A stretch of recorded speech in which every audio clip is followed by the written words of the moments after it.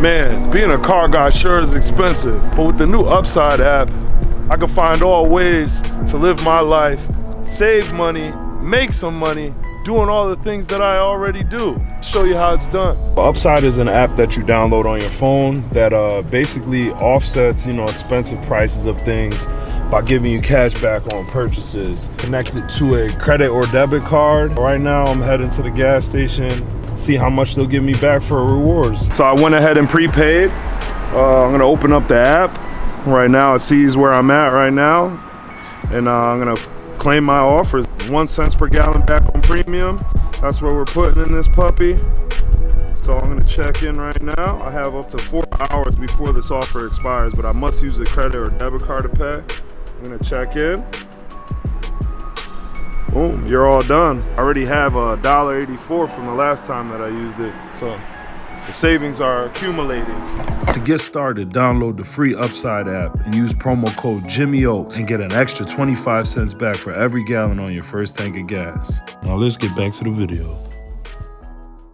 What is up, everyone? So today is day 5 in New Zealand. We're still here in the South Island. We're in Christchurch, and today we're starting off by checking out somewhere that I cannot believe I'm actually standing right now, and that is the Link ECU headquarters. It's wild. As you guys know, I started my relationship with Link like 4 years ago, learning how to tune, wanting to get into an ECU that I could really jump into. I learned about Link at PRI, and it's just been a home run ever since. We've had a great relationship. As you guys know, I love their products, and now I'm here at their headquarters. So today, we actually already just did a walkthrough. We've been here for a little while. We talked with the team. We met a lot of cool people, and we can't show everything, but we're gonna show some bits. But for now, let's get inside and we'll check out the place.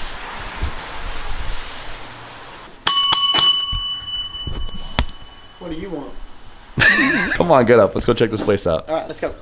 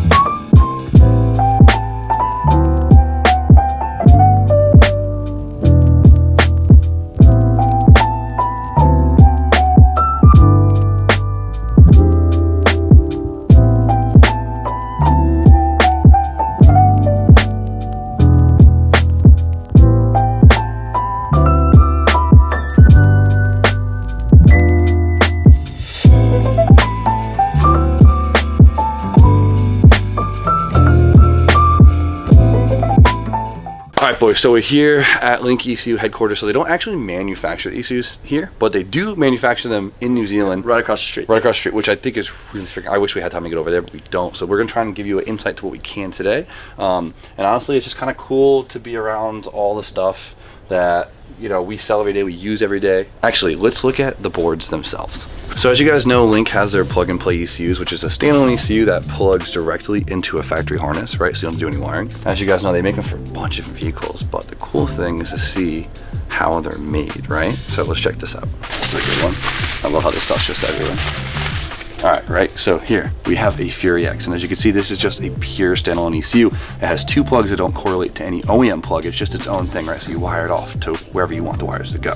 So this is actually the brain of the ECU. This is a standalone right here. And to adapt it into a plug and play ECU, Link makes a lower board right here, right? That has the factory connector on it.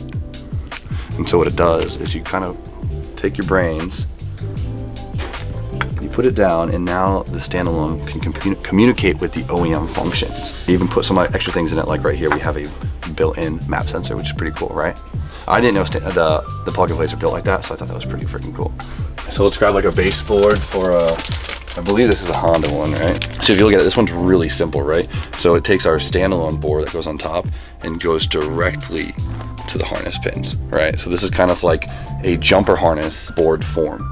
So it's a nice tight OEM package versus actually having to run those like a bunch of wire loom in your car and it not really fitting anywhere. Everyone that's ever been in a drift car has always got the memo like, hey, don't kick that, and you know, watch out for the ECU and don't push on that panel.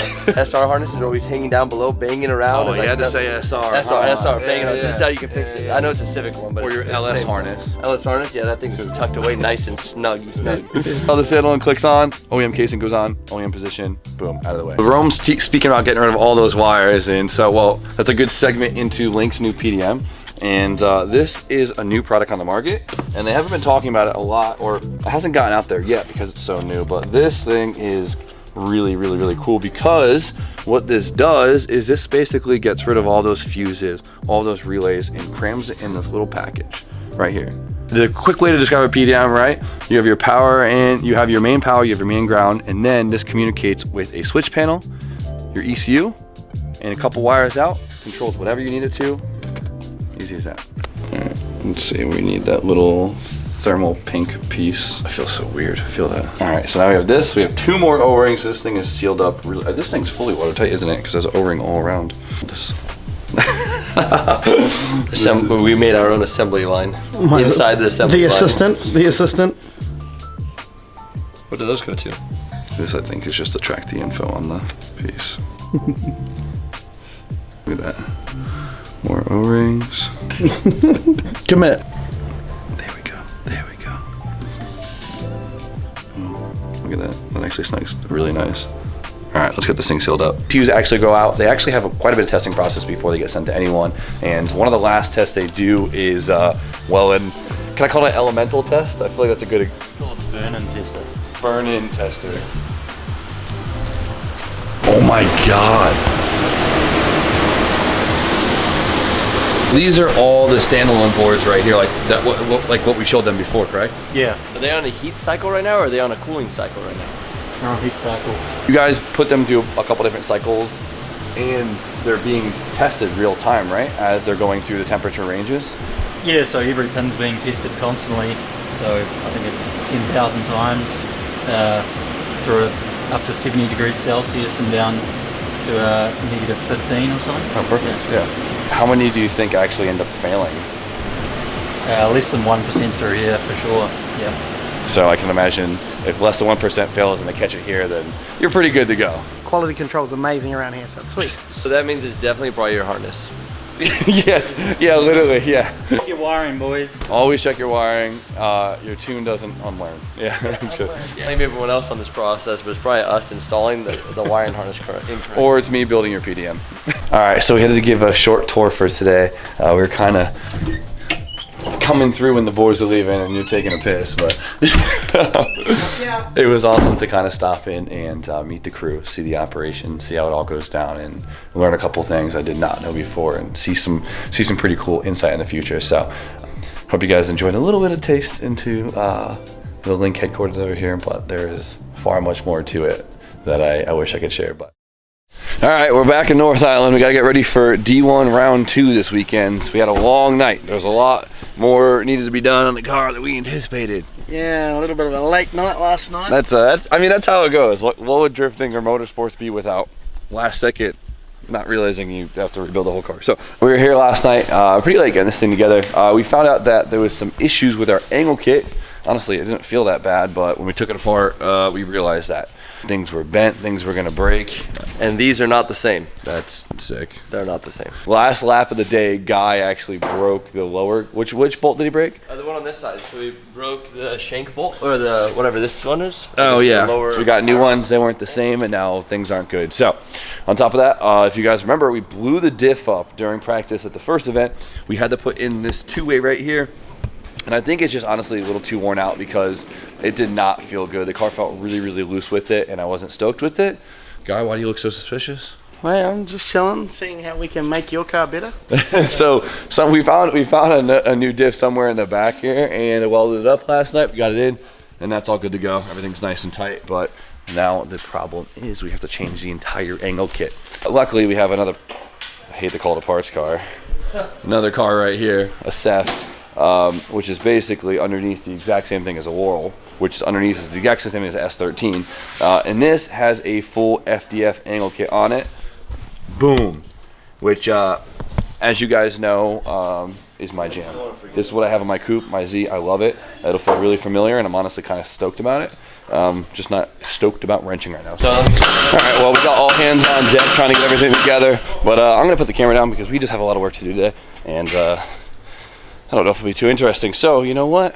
Let's go see what the guys have been up to back in C2. Damn. Maybe it's not t-shirt time. Roddy! Is that you again, God? It's sweater weather! Good fit. I'm ready to brave any winter looking this good. This Friday at 10:30 a.m., shopjimmyo.com. It's sweater weather. We have the release of 3 new sweaters in total, 2 13-ounce crew neck options in 2 different colorways, black and green, and 1 hoodie design with a unique O logo fill. In addition to that, we have 3 new hats, 2 snapbacks, 1 dad hat, and we are also releasing 2 new jet tag keychains. Hop below, Shop Jimmy O.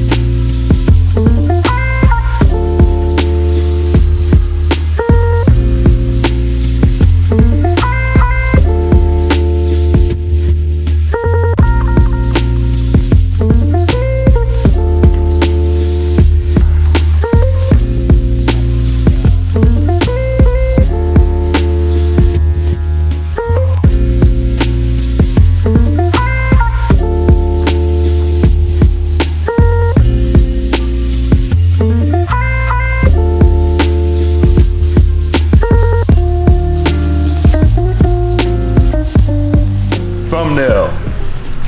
Vision it, see it. Steve learns to weld.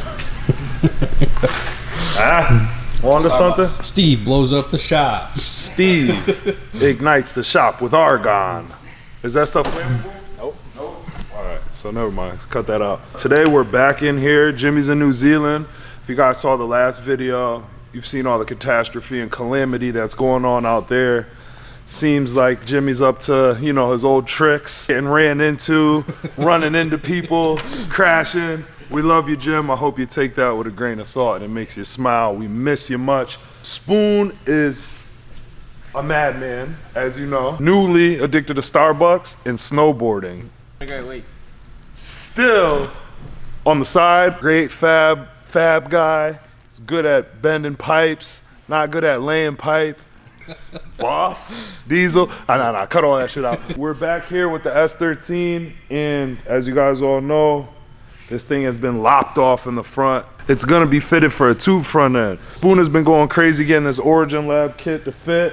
What do you think? I Have you mean, gotten your opinion on the car? I like it. I mean, I actually love it. What I do is I listen to what the guys say. I listen to what the hot takes are. A lot of times Jimmy has, you know, strong opinions on things. Then I look at it, I see if I could see through his eyes, and then I form my own opinion. Me personally, I like the front bumper. I like the kit. I think it's gonna be sweet. This is more, what do they say, hot boy, race car hot boy? So where we left off, we roughly fit the kit. Guys, we didn't mount the kit in that video. We roughly fit it. I spent the last 3+ days actually mounting, fitting, cutting, trimming all the gaps. Now everything lines up really nice. Lines up really nice, all the tail lights. Everything's actually mounted, bolted. Doors open. Door don't hit the fender. Today we are starting what everyone's waited for. Well, I kind of already started. Laying pipe. Oh wait, you did that already? Tubing in front end. I don't know what I'm doing. This is a first for all of us. You guys are learning with me. From what I've seen and from what I've paid attention to, we started with these main bars, which are what tie the top of the strut tower back to the frame rail. Adds in a lot of structure. We're also gonna be adding a pipe from here that follows the strut tower down to the frame rail. Between these two, these shock towers shouldn't move. Steve, I think it's time for you to learn how to weld. Follow a Facebook page about welding actually, so I may accidentally be a professional. I also did it in Vegas too, you know. So these are just tacked in place down here. I made these plates to spread the load. Pause. I welded the bar to the plate and then just tagged the plate to the car just to hold it in place. Now we will start making the bar that ties the frame rail up to this. Now, this is not my idea. I seen Brian do this on Josh's car and I love the fact that he tied the shock tower back into the frame rail. But not only does it tie it into the frame rail, it ties it right next to the point where the subframe gets bolted to the frame rail. So it's probably the strongest part of the frame rail. For this bar, we're gonna be using 1¼ inch tubing with a very thick wall because it is gonna be a structural piece. Went with a very thick wall pipe. I was asking, Spoon, how are you gonna make it fit? Need a pipe bender for that. I've actually had this pipe bender for a while. I just never had the dies for it. And then I ended up coming here, so it just sat at my shop, brand new in the box. But now I have an excuse to use it, so I'm gonna learn. I've never bent a pipe before. That's a lie. I kind of practiced a little bit earlier. How to make sure it works. I'm not gonna go crazy measuring it. I think I'm just gonna free ball it and eye it, just like I do with the rest of my life. Kind of works. So from what I can see, I want my bend to start right around here. That's it. I don't know what I'm doing. Fake it till you make it.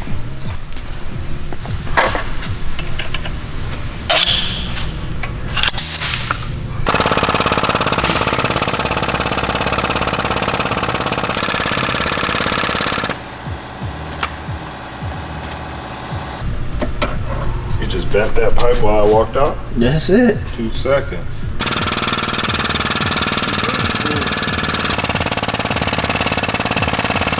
Look at that. How do I claim my prize? No fucking man.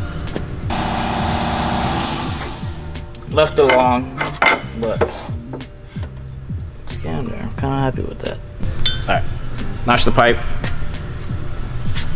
Cut it down. Let's see if it fits. Oh, that's pretty good. Nice. Gotta clean this edge up a little bit, get it to sit a little tighter. This down here, I'm actually gonna cut a flat section into it, so it kind of sits into the frame rail. If you get what I'm saying. Let's give him a snap. It's a good opportunity for this. Go ahead, Steve. Snap. Voila. Pipe all cleaned up. Got that nice and fit. Show them that flat surface that you're talking about, though, and they need to really feel that. I think they can see it, but yeah, man, look at that. That's good. So I am gonna add a plate to the side of the frame rail just to spread the load. Yep. It follows the strut tower like perfectly. Not bad for eyeing it. All right, side number 2. Angles look right. Now I just gotta cut our notch down here. Step back, doesn't follow that side. I think with the notch cut out, that's gonna be pretty spot on.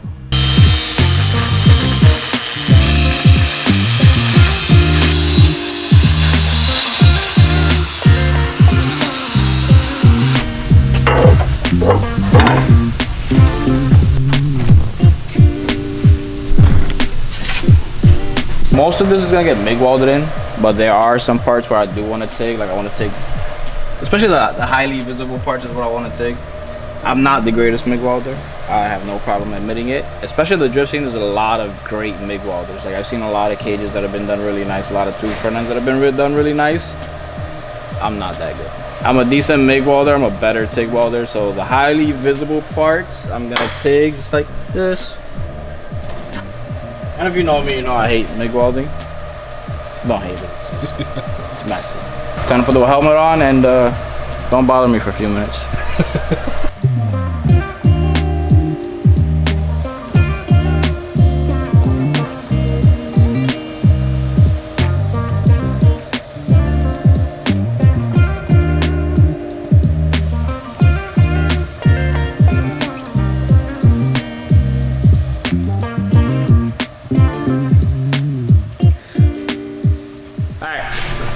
TIG welded what we can get to for right now. I'll finish it after I pull the fender back off. But I can't TIG anymore until I get my plates MIG welded on. Steve! Steve here. I need my plates MIG welded on. Come on. They're waiting for you. Holding me up. You called on the right guy. Let's go. You want some practice before you jump right into it? Yeah, I want some practice. Money's calling, baby. Flat plate. I did a quick test pass just to make sure the MIG is running nice and hot. I'm gonna do like little circles. That's what I learned. Get an angle. Yeah, get me right. Get my. Oh, so just straight, like on top. Yeah. So what I normally do is I'll start down here and just work my way up to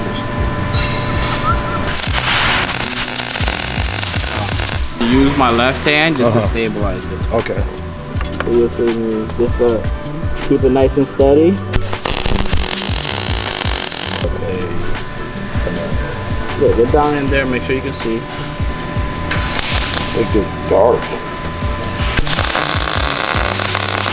Get nice and close. Get closer. So you see how it's bubbling out like that? Yeah. You're moving too fast. Get your face nice in there so you can see. Okay. If you're too far away, the helmet's just gonna flash over and you can't see anything.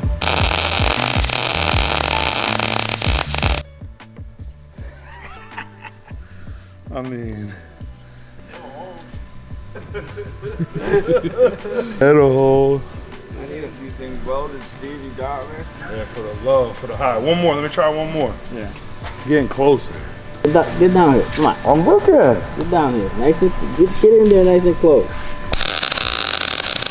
What I do, I'll start on the bottom plate, work my way up to the top one, come back down. Work my way up to the top one.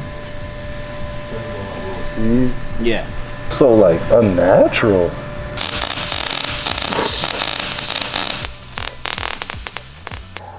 That sounded better. That one felt better. Sounded better, but worse. as you move on, you keep pulling the gun away. I see like when this is like long away from it, that's not good, right? No, that's not good. You're not getting any gas coverage and it's not hot enough. So you started off great here. Yeah, but then And then you started pulling away. That's not bad, Steve. That's not bad. DJ spec. This is not spoon spec though.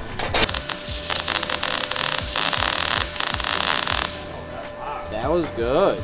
That was better. When you start hearing it like it's frying an egg. Yeah, I missed right there though, right? Yeah, but you see this back half right here, you got mint. Yeah. What about this first half? No? You got pretty good. Good shit. Proud of you. Thank you. You wanna know how you get to Carnegie Hall? Practice. I can't imagine doing what you do like all the time. Some days you be like welding for like hours, bro. I'd be pissed off. That's my best one though, right? Yeah.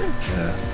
But heat's there, movement's there. A little bit more practice, you got it. Yeah, just not straight. Thanks for the opportunity, Spoon. I'm gonna go ahead and walk the plates in the car. Yeah, you do that.